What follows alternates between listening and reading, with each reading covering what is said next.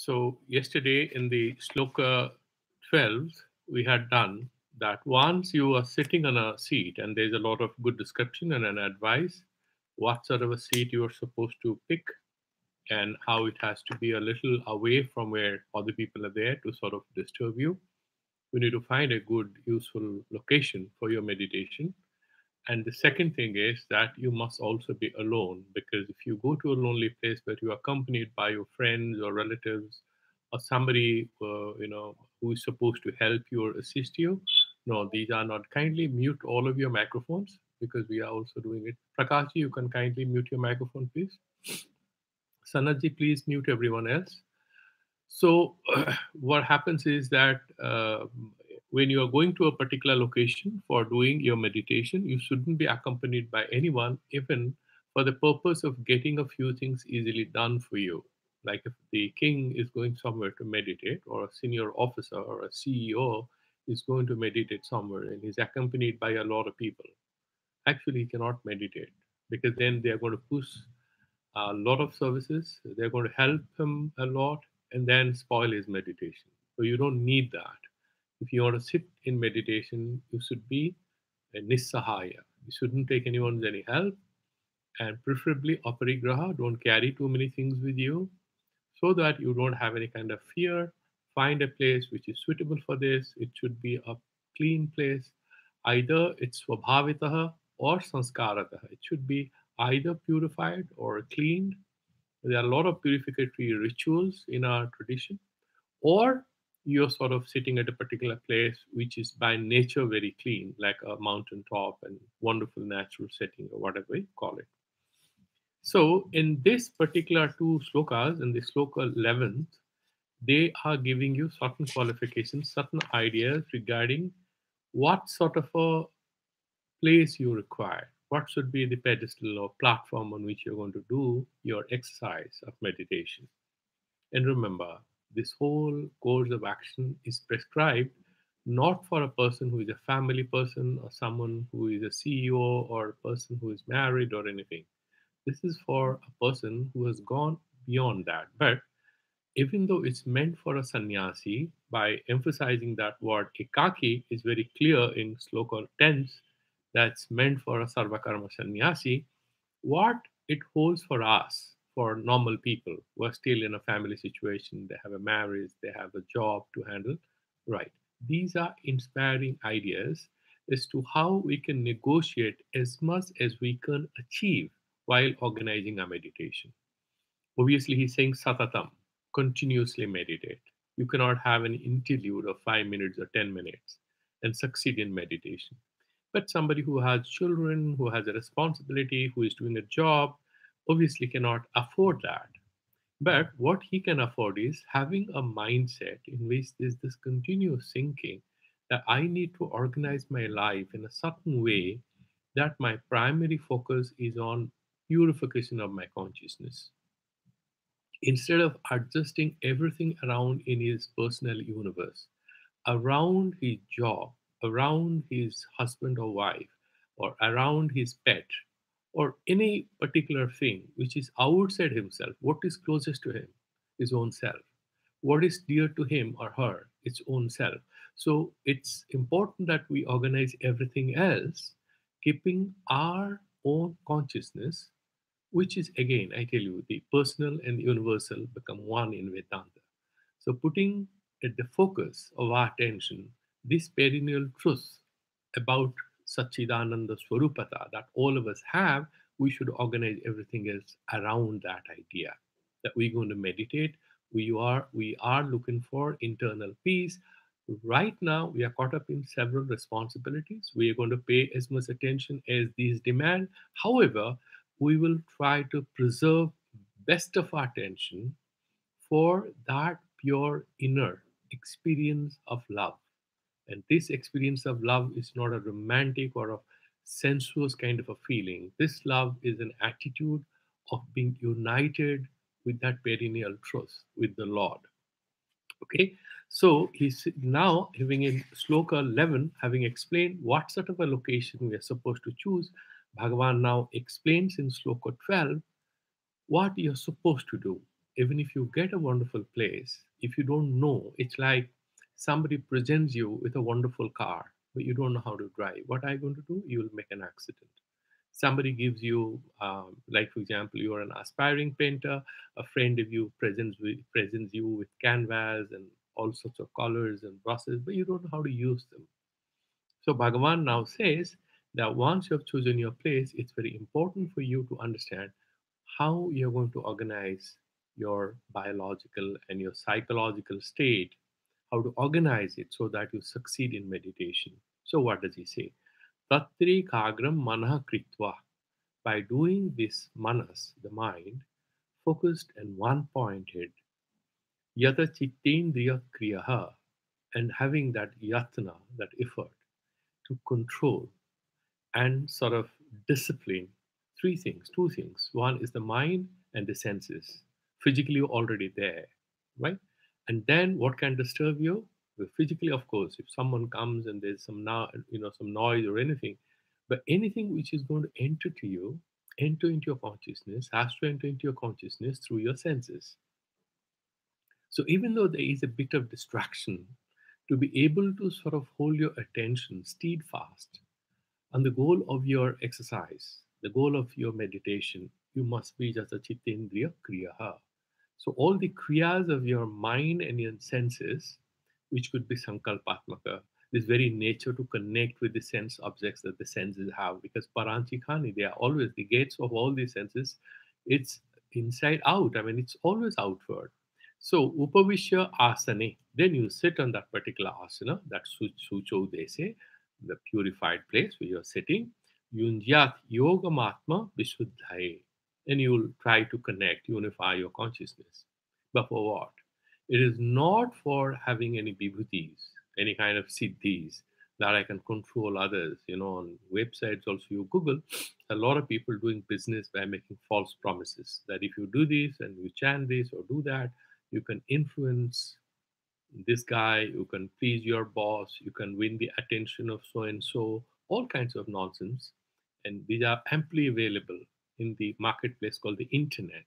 So Bhagwan clarifies it. Now let's look at some of the key advices. And if there's anything additional, will look at that. Pratisthapya Kim. Once you have the location, then what do you establish? Pratisthapya Kim. Tatra Tasmin Asane. On that seat, Upavishya, having been seated there, Yogam Yunjad. You do yoga. And what is yoga? Chittabritti Nirodha. So you'll try to discipline your mind. Katham, in what sense? Sarva Visayabhyaha Upasangritya Ekagram Manaha Kritva. First is the withdrawal, because whenever you want to say for example clean your computer or anything, what do? You first get rid of all the trash there. Similarly, we have to format our consciousness by removing a lot of past sanskaras, a lot of things which overload us, which are not required anymore, but they're just lying there in the RAM. The computer becomes slow. You have to do a cleaning job. Same way, this meditation. I was listening to somebody. I like that talk by a Buddhist monk. He says, you need to dust your mind like you dust your table or your library or anything. You clean it once in a while. So, this meditation is like an exercise in which you are dusting your own consciousness, cleaning it up. A lot of useless thoughts, once that you have allowed them to stay there, they play their game. They don't have any consciousness of their own to play any game, but by staying there, they keep attracting your mind. Or, in other words, your mind sort of has a habit of returning to thoughts and objects associated with those thoughts, and thus create distraction or vikshepa. And once you withdraw your mind from these objects, and a lot of thoughts you have harbored from time to time in your mind, while pursuing those ends or while trying to have them, planning to have them, so many sanskaras are created in the mind. It's a very subtle science. And once you sort of delete those files, not easy to delete. That's why we're talking about nishkama karma and seva and physical exercise, all those things, because that helps us purify our consciousness.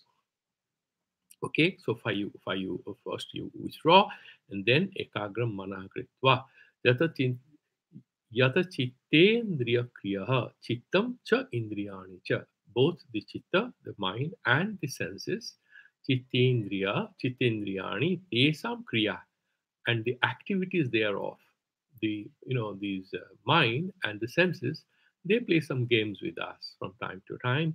You have to, as a witness self, take note of it, understand how they play the games with you. You want to control them.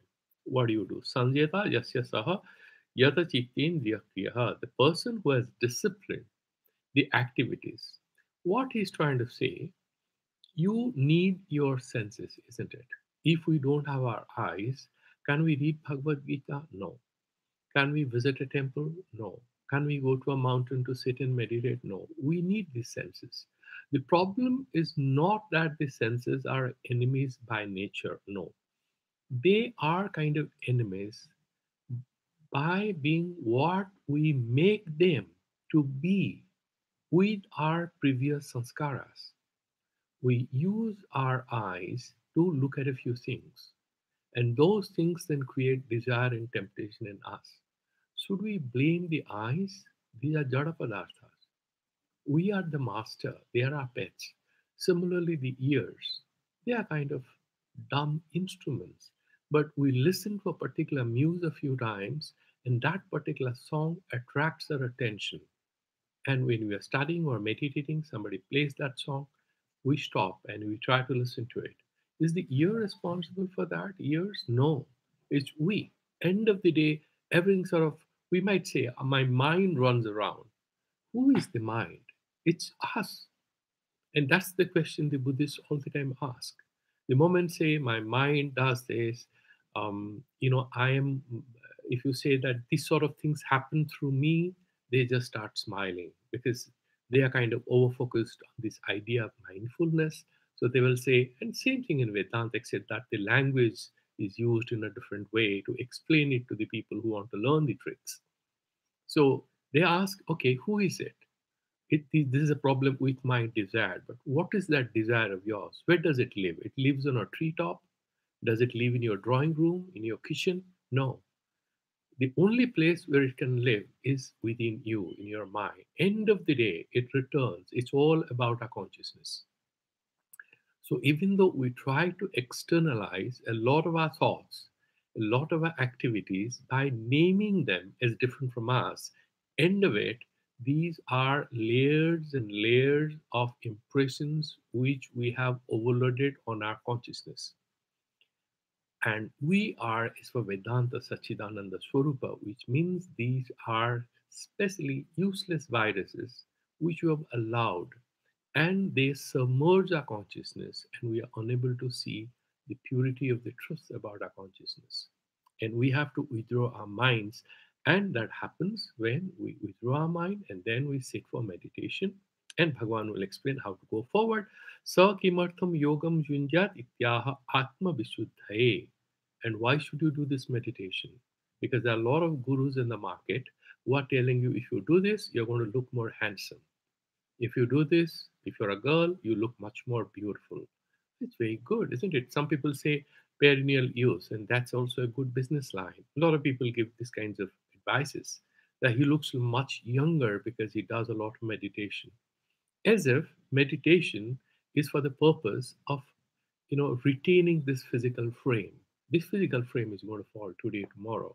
You might spend a lot of money doing plastic surgery to remain young, but it's going to fall anyways. And that is, it's useless. It is less relevant than our ability to focus on the perennial thing, that is the consciousness. Therefore, the supreme purpose for which we're going to sit and listen to Bhagavan in the sloka 12 to do meditation, Bhagavan says, please understand, if you want to actually have a direct interaction with me, you have to purify your consciousness. And therefore, it says, Atma Visuddhaye, for purification of Antakaranasya Visuddhyartham Ityartha. Okay, Ityetat. That is how he ends. And if you look at Madhusudana Saraswati, in sloka 11 and 12, he sort of takes it together. And what he says, okay, Yogam Yunjita Ityuktam Tat Katham Iti Akankyayam tad anganas anganyasanat ityaha sucho desi ityadina. Then is mentioned that what are the angas, what are the components of this whole sadhana. Sucho स्वभावतः संस्कारतः पुण्ये देशे स्थाने प्रतिष्ठाप्य सुस्थितं कृत्वा स्थिरं निश्चलम् आस्ते अस्मिन् iti asanam sthandilam nishchalam iti anena mridmayam eva sthandilam natu kashtamayam pitham. Whatever, there's a lot of difference in opinion whether you should be sitting on a wooden pedestal or you should be sitting on the ground, whatever. What we are getting to hear here is that we should be in a pedestal which is not too high or it's not too low, but the scholars differ as to what kind of a platform that should be, whether it's earthen or it's made of wood or anything, and we are not going that way, trying to argue on that. Okay, and then we have discussed that nat uchritam, nati ucham. Okay, and it should not be very tall or it shouldn't be very, it should not be very lower. Chela, kusaha utteri upari upari kusasta. Okay, kusasta to ajinam tatastailam iti kramam vivakshitvaha. So, he's explaining that we have already discussed that yesterday, that first actually you're supposed to put the kusha, and then you will put that whatever leather or platform or whatever, or mat or anything, and then you will put your kambal, your blanket or anything. But you cannot use any kind of leather products these days without kind of getting into the challenges of dealing with law. So you'll try to sort of pick up a soft kind of a mat which enables you to sit for a longer time. That was the physical aspect, stiram sukham asanam. And then if a person says evam asanam pratishtaya kim kuryat ittatraha, that is how he starts discussing sloka number 12. Once you have seated yourself on a comfortable seat, how do you meditate? And Madhusudana goes on explaining this. तत्र तस्मिन् आसने उपविश्य एव न तु sayanas va. You should not lie down. That's a very interesting thing he's saying. It's very important. He's saying, look here, if you want to meditate on me, a lot of people these days, they may be lying on a sofa, on an easy chair. What are you doing? I'm meditating on the God. He's saying that's an act of cheating. That doesn't work. So he's saying lying down because you'll fall asleep, and when you're standing, there's a lot of stress on your body. So there's going to be a lot of vikshepa, and therefore it's not going to work. Vasyeva natu sayanaha tishtanva, either lying down or standing. Asinaha sambhavat. He's quoting from Brahma Sutras in the fourth chapter, in sutra number 417 in the Brahma Sutras. Asanaha sambhavat. There is a clear mention that for sadhana and Brahma Chintana, end of the day, you have to have an erect posture and you should sit in that posture on a particular asana, because that is the only place where this is going to happen. It's most likely that you will have a fruitful meditation in the Brahman. Yataha sanjataha uparataha chitta chittasya indriyanam cha kriya vrittayo yena sanyata chittendriya kriya san. So a person, the same thing what Shankaracharya has said, that a person who sort of has control the movements of his mind and the movements of his senses. He is the one who is able to do this. That's a kind of a qualification, or that's a kind of a condition. If we fulfill it, that's a necessary condition which enables us to fruitfully meditate on the self. Yogam samadhi yunjita. Junjita means abhyase. So this yoga abhyasa, you know. So abhyasa vairagya, abhyam yoga siddhi. How do you do that? He's saying that you have to have vairagya and abhyasa. Only detachment is not sufficient, and only abhyasa is not sufficient. So you have detachment from this world. You are bored with life. You want to go into a forest, but you don't want to take this whole in this whole challenge of being a little disciplined to do this yoga kriya. It's not going to be very fruitful. Kimartham, and why should you do it? Atma vishuddhaye, Atma antakaranasya, sarva vikshepa sunyatvena, ati sukshmataya brahma sakshatkara kara yogyataye. So this is one beautiful thing he has introduced. Atma vishuddhaye, even for why should I purify my consciousness? He's saying, look here, that is the minimum condition which is required if you want to have Brahma Sakshatkara. Because one of the problems, we are unable to meet ourselves, see ourselves is not as a man or a woman, not with name and form, but as Sachidananda Swarupa. Because the Vedantic texts, the Upanishads, make it quite clear that there is no difference between Jiva and Brahma. Some people make slight differences called Vedavadis, but Shankaracharya makes it abundantly clear that there is not so ever no distinction. So far the consciousness is concerned, it's one unified, vast, infinite field of consciousness. And the human consciousness at the individual appears limited by the limits of his psychological whatever, the circle in which he's standing. So that is a separator. It appears like a separator. The way the space inside a bottle appears different from the vast space of this cosmos because there is a bottle. So we call it bottle space, but that is space nevertheless. So Jiva Brahma Aikya, or non difference between individual consciousness and supreme universal infinite consciousness, is what is underlined in Vedanta.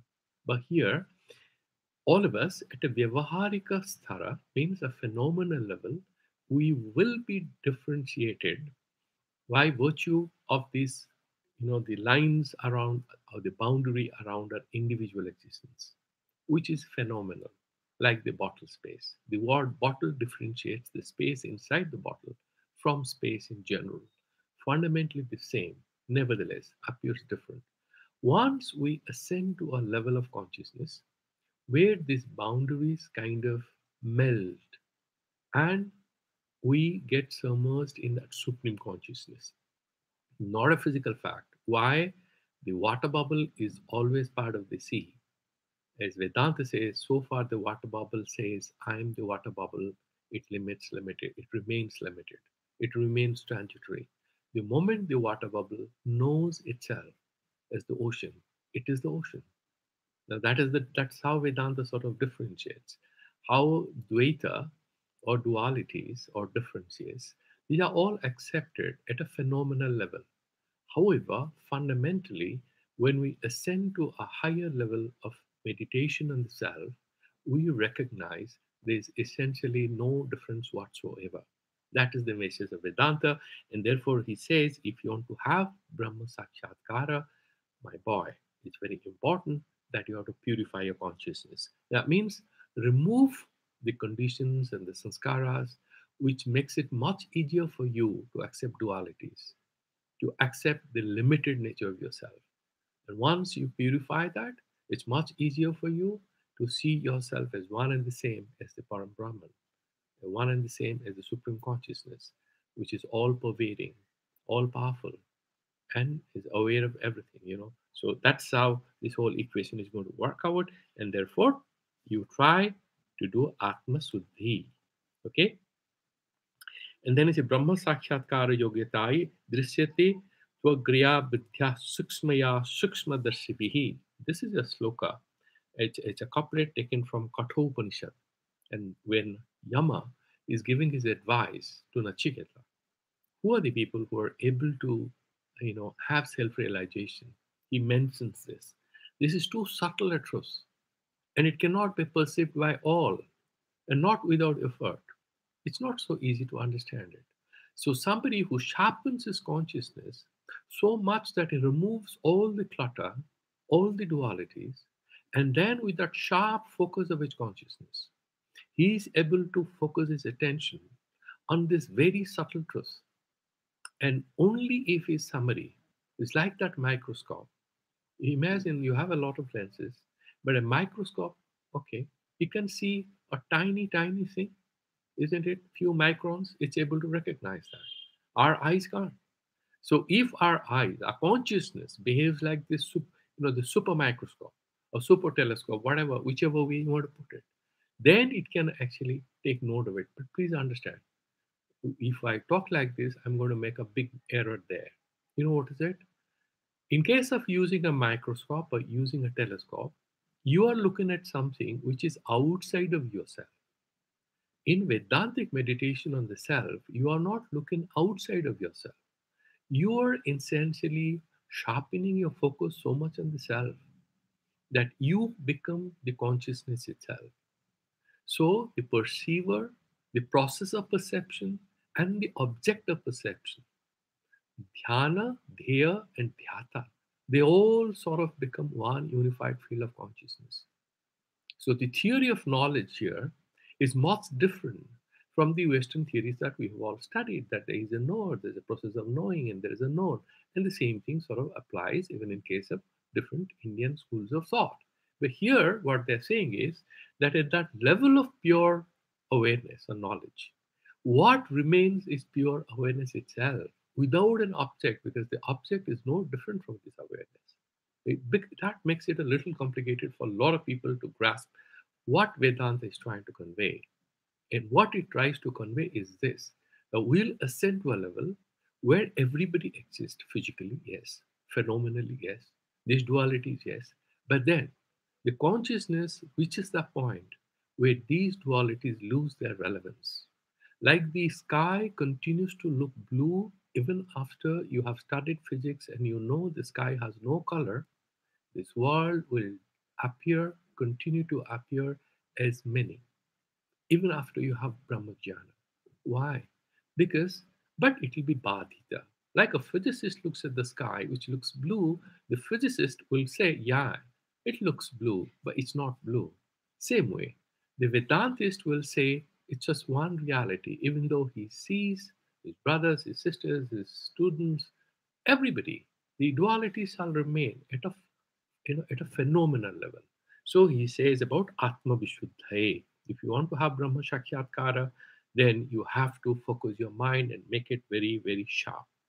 And in the next sloka, we'll graduate to the next level. Um, एतद् एव अभिप्रेत्य ध्यानाभ्यास प्रकर्षं विधते भगवान योगी जुञ्जीत सततम्. And he's, and Juktam Asita Matparha Ityadi Bahu Kritvaha. Then, quotes from here and there, Madhusudana Saraswati, to sort of clarify this point that Bhagavan has mentioned this statement at different other places also to drive home the same point. And I'm not saying something new, that here, in order for having a supreme, unity with yourself, you need to purify your consciousness. Then in the next two slokas, sloka 13 and 14, these are two more intermediate stages. I mean, the whole of sixth chapter is all about the science of Atma Sanyoma, how to sort of control our consciousness, control ourselves, and sharpen our intellect and our mind to be able to graduate to higher levels of consciousness. So, what does he say in sloka 13? समं कायस्योग्रीवं धारयन्नचलं स्थिरः सम्प्रेक्ष्य नासिकाग्रं स्वं दिशश्च नवलोकयन्. Then this is like this, that you are sort of trying to put your body, kaya, shiro, grivam, they should all be in a straight line. Dharayan achalam sthiraha. So you hold them. This is dharana sabda is also there in Yoga Sutras, right? Dharayan and achalam.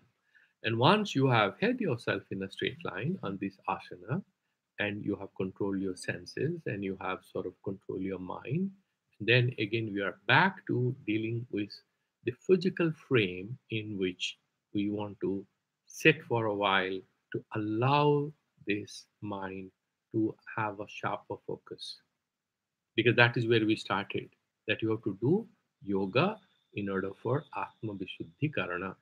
And here he's saying that you have to put your body and your neck and your head in a straight line. If you sit backwards, you may fall asleep. If you don't lean against a wall, I mean, that is one key advice. If you're meditating, you cannot take the support or anything, because most likely you'll fall asleep. So never support yourself. I mean, you can put if you're sitting close to a wall, you can put a pillow or something support your lower back if you have any back problem. But generally, I've seen most of the yoga teachers, and you can consult your own yoga advisor, they advise that you sit in the middle of a room, at least not supporting your body against a wall. Dharan achalam stiraha. And why achalam? Because even if you kind of sit in a straight line, it's possible that you're kind of dangling a little. You shouldn't do that. Sampreksha nasika gram swam. And then, as if you are looking, sampreksha eva, that is the word Shankaracharya will add, that is hidden here. You have to see, because actually, some of these people who do in the circuses and stuff like that, who show you to attract your attention to the eye movements they can have. Some people put their eyes like this, right? They start looking here or here, and they say this is one yogic exercise. But Sankaracharya kind of dismisses that, saying that that's not the purpose. And we will see why he dismisses that. He's saying, and don't look around in different directions. Because if you sit quietly, and then if your eyes are moving here and there, then you cannot be attentive to the very object of your meditation. Let's also take the next sloka before we have the detailed sort of tikas or explanations of the scholars there. Prasantatma bigata vir. So he is a quiet, peaceful mind, Prasantatma. We have already discussed that earlier as to why he'll be Prashanta, because he has withdrawn his mind, he has controlled his senses, he has trained his emotional emotions and everything, because he has started his sadhana, and therefore he's Prashanta because he has no desire and stuff like that. Vigatavir Brahmachari Vratestitaha. It does Brahmacharya. One of the Upanishads where Brahmacharya is given a lot of importance is, I think, chapter 7 or something of the Chandogya Upanishad, where you meditate on the Hardakasha, the Dahara Vidya.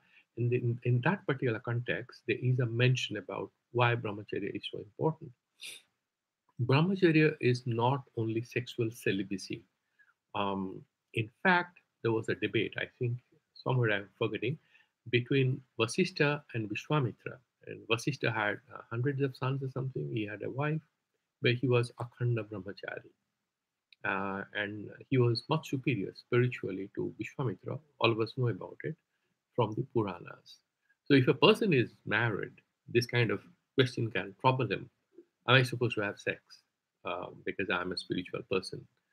So if you go by the Shastras, if a person is married and he has a legal, ethical, moral bond with someone else, and a physical interaction with that particular person, as per the Shastras, whatever is prescribed.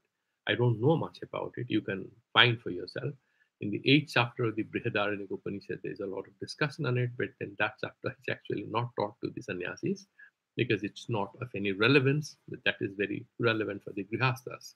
So you can have a look at it, and there are other places where some good advice is given.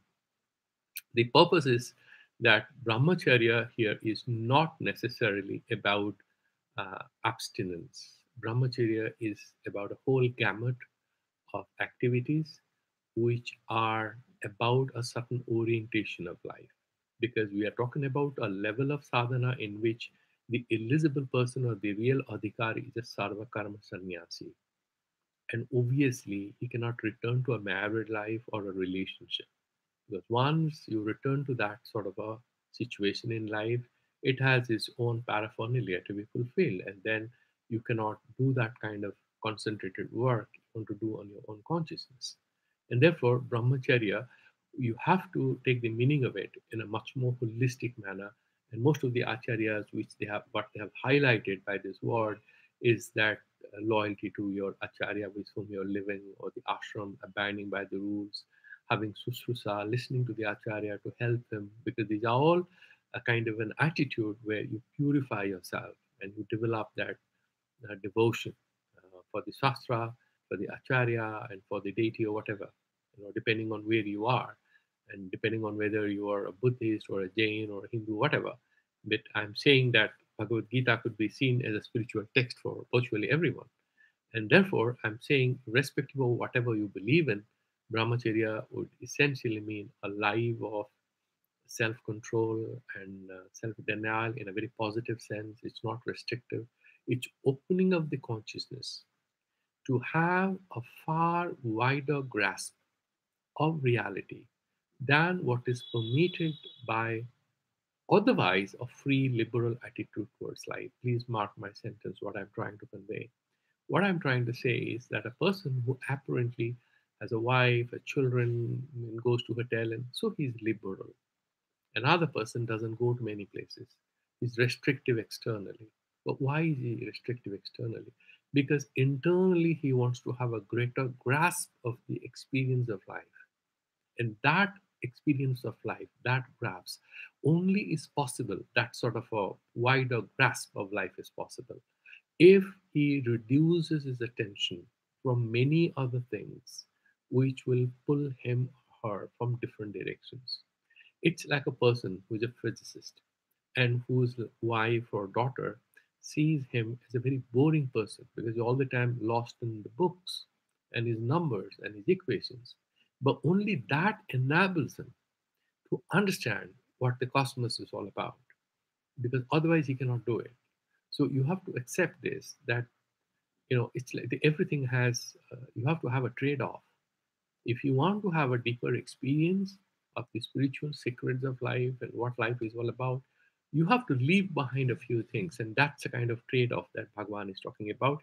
And therefore, brahmachari pratistitaha. Having established yourself, then what do? Mana sanyamya machitto.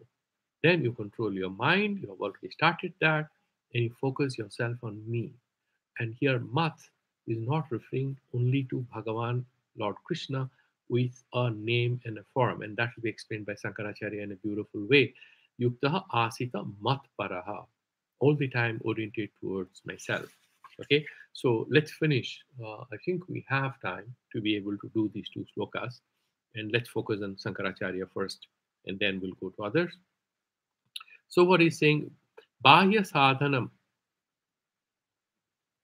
asanam uktam adhuna sarira dharanam katham iti uchyate. So once you have the asana and all you're sitting and how to do the meditation, he's explaining here. Samam kaya siro grivam kayascha sirascha grivacha kaya siro grivam tat samam dharayan achalam cha samam. Right? So you are holding your body and your neck and your head in a straight line. Okay? Dharayatah chalanam sambhavati ata visinasti achalamiti. Even if you're sitting at a particular place, you're holding the dharana, you're establishing yourself in a straight line, you can move a little, and therefore he's saying achalam. Stira bhutva ityartha. It doesn't mean that you're going to be like a statue or anything. You're going to behave like that. In fact, if you do serious meditation after 5-10 minutes, and there's a particular practice, and if you do those breathing exercises, it's quite possible that you will experience you're sitting and you are finding it difficult to move even your eyes, you can't move it, and you will try to move it, you will fail to move it, and this practice, and there are guidelines in different books which are dealing with meditation. But if you do it after 5, 10, 20 minutes, it's quite possible that it becomes so rigid, the whole body becomes rigid, and even if you want to move yourself, you cannot move. And slowly you're supposed to open your eyes, and then don't make any rash or sudden changes in your body posture. It can be very damaging. Slowly you come back to speed because you have gone deeply inside, and what becomes vibrant is the consciousness. What becomes rigid and jadavat, it's like a piece of stone, is the physical frame. But the breathing continues, the blood circulation continues, but everything slows down when you are doing that deeper meditation. And there is saying, Sira stiro bhutva ityartha. Swang nasikagram samprekshanam darsanam krutva. Okay? Iva iti sabdo lupta drashtavyaha. So he's saying that, look, please understand this, that you are not exactly looking at the nose, because if that is the perspective, then you cannot meditate on your atma, on yourself. Nahi swanasikagra sampekshanam iha viditsitam. This is not prescribed here that you have to actually look at your nose, which some of the yogic gurus might say. Kingtari, then what? He's saying chakshuso drishti sannipataha. The purpose which is supposed to be achieved is withdraw the attention of your eyes from external objects and focus the attention of your eyes, on the self. Okay, that is how he's explaining it. Sacha antakarana samadhana apekyo vivakshitaha. And the purpose is, in fact, to have samadhi for the manas, for the antakarana. mana, buddhi, chitta, everything. So nasikagra samprekshanam eva ched vivakhitam manastatreva samadhiyate. Samadhi samadhiyeta na atmani. If that is the case, then where is the samadhi then? If that is the purpose, then your samadhi is going to happen not on the atma, but you are talking about samadhi on your nose, and that is not what is the, what is intended here. Okay, atmani manasa samadhanam bakhyati Atma Sanstam Manah Kritva iti, because that particular sloka, which is very clearly mentioned that Atma Sanstam Manam Kritva, is very clear that you are actually meditating on the self, and therefore this whole distraction in that sentence where he's saying that you look at your the tip of your nose, it's only a kind of metaphoric description. The purpose is to say how deeply you should be meditating without looking here and there on the self, and that subjective unification of your consciousness and the self. Okay, and tasmad. Okay, tasmad iva sabda. Then he's sort of going again and again to explain that point that you should actually samprekshanam doesn't mean that you look at it. Okay, so that is how is the 13th sloka, and in the 14th sloka he goes further. Kincha prasantatma prakarshena santa is peaceful and sufficiently peaceful. Shanta Atma antakaranam jasya. The person whose mind is peaceful in a very comprehensive sense. So yam prasantatma vigata bhayo brahmachari bratestitaha. The person who has left behind all the fears. I want to talk about this particular aspect a little, but let me first finish what Shankaracharya says. विगत भयो ब्रह्मचारी व्रते स्थितो ब्रह्मचारी ब्रह्मचारिणः व्रतं ब्रह्मचर्य guru susrusa bhiksha, right, all these kinds of things, bhiksha bhikshadi tasmin sita tad anusthata bhavet ityarthah. So you do the bhikshachara. That's a traditional explanation about sannyasa. That is what was happening. Now those who are taking sannyasa, staying in ashrams, they actually don't do bhiksha, except in a few restricted cases where actually people do bhiksha every day, but society has changed. There's no one going to give you bhiksha. Kincha mana sanyamyo manaso, okay, vrittiripo sanghritya ityetat. Okay, so what he's saying, ityetat matchito mai parameshwari chittam yasya so ayam matchito yuktah samahitah san asita upaviset. So what he's saying is that you sort of withdraw your mind from everything else and then focus on me, and then you sit and meditate. Matparo aham paro jasya so I am matparaha. It's kind of linguistic elaboration on what is matpara, and we will have a better understanding of it. I personally think that in other places, yeah, now is the beautiful sentence. And what is this word matpara? And we'll discuss these two aspects, bigata bhi and matpara. Bhavati kaschid ragi sri chitto न तु स्त्रियम् एव परत्वेन गृह्णाति किं तर्हि राजानं महादेवं वा अयं तु मच्चितो मत्परश्च.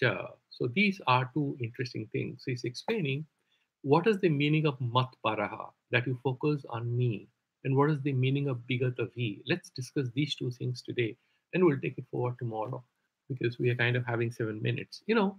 Bigatavi can have a lot of reasons as to why you may have a lot of fears. And if you are starting any spiritual practice, if there are anxieties, if there are past traumas, in fact, spiritual practice, some people get into it to get rid of past traumas. But sometimes a resolution of past fears and traumas is important for us to be able to ascend to a higher level of sadhana.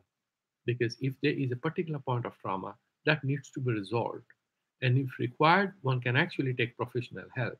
But if we have a bit of trauma which is kind of changing us, and then you are sitting in meditation, the trauma will suddenly have its presence in front of your consciousness in a much bigger form. And similarly, same with desires. So if you start doing spiritual sadhanas, it's quite possible that the underworld, which you have hidden from yourself, kind of explodes. So in Carl Jung, there's this concept of the shadow self. The shadow self is all about aspects of the consciousness that we do not want to see. We are wearing a mask and we want to be a desirable person, and we know what people like about us and we give importance to that aspect. But there is a shadow aspect, as for Carl Jung, and that aspect is hiding. What we hate in others, they argue, are the aspects we are kind of hiding from our own attention. They are somewhere lying in the corner of our consciousness. Similarly, what we appreciate or like in others are some of the qualities that we haven't try to give expression to in our life. So you like somebody singing because you were an aspirant that you want to be a singer at some point of your life that you haven't fulfilled. So some of the suppressed, unattended to beautiful emotions or aspirations, which have been discarded from the surface consciousness that we have, are the things that appear beautiful in others and appeal to us, and things which do not appeal to us and what we hate and criticize in others, if we look within, they could be part of our shadow self. That's what Carl Jung says. What I'm bringing it here is that when we start spiritual sadhana and meditation, it's very important to sort of recognize different aspects of our consciousness. And here, this Bigatav here, for me, is a very important sentence here by Bhagavan. So it should be free from anxieties. In a simplistic way, once a person has taken sannyasa, he's now going to do this meditation for Atma Suddhi. But he has doubt. Am I going to succeed? Should I try a bit of Tantra? Should I try a bit of Buddhism? Should I try a bit of Charvak? I'm sorry, that's the end of the road.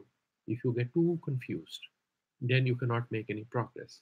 And it's going to accentuate the fears you have regarding whether you're going to succeed or fail. That's one key thing. Second thing is that in spiritual life, it's quite possible that some hidden fear can reappear. And therefore, with some self analysis and with reading, and we are much more peaceful, you can see your own past fears which will lose their grip over you with the help of divine grace when you meditate. It's possible that couple of fears remain and they will not easily go away. You should not feel constrained, but in fact seek any help from anybody who can give it. It could be an acharya or guru, but it could be actually a professional counselor who can. There's a particular instance of a particular trauma. You can seek help because what Bhagavan is saying is that the purification process becomes sharper when we have removed if there is any particular past virus affecting the computer, affecting the conscious. That's number one. Number two, what is the meaning of matpara?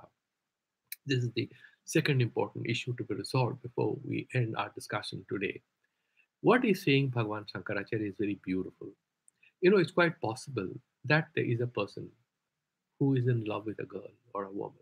He has an affair or he likes her. But the moment he receives a phone call that his company is in problem or his house is on fire, is he going to sit with that girl? No, he's going to run away.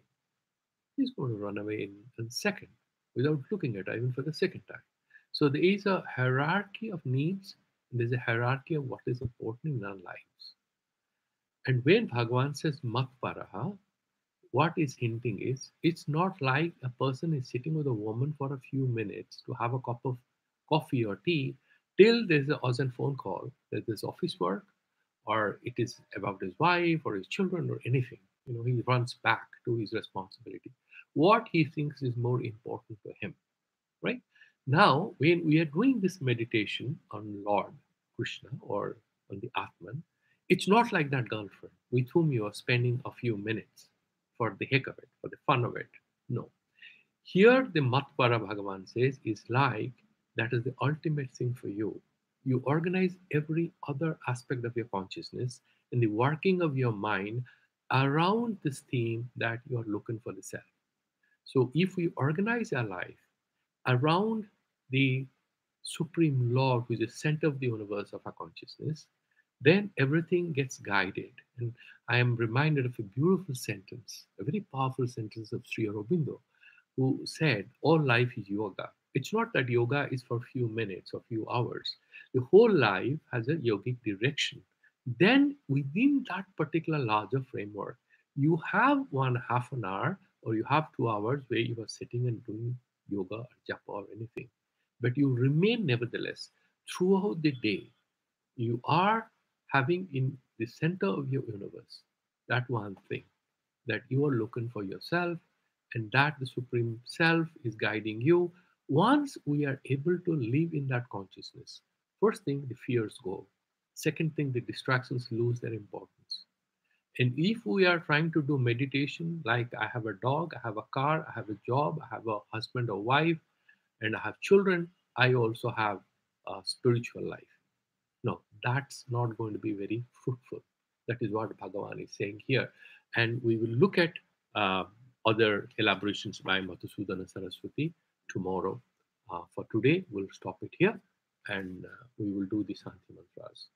Thank you, all of you, for watching the YouTube, and you can, we'll meet again tomorrow. And if we